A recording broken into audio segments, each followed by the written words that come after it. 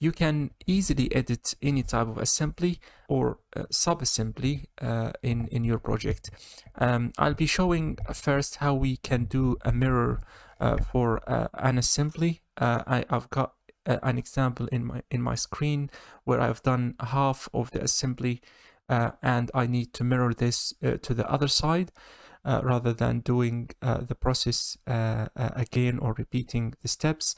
To do that, first I will select the assembly.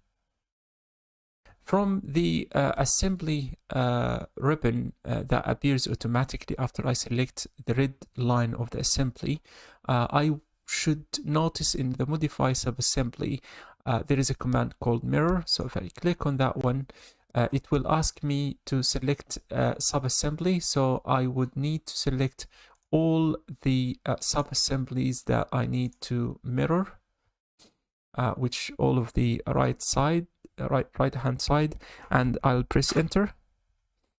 The other question is select marker point within assembly for the mirror sub-assemblies, which is the mirror line, and obviously it's the same as this red line, so I'll select that red line, and we've got the mirrored right hand side of the assembly is mirrored to the left side.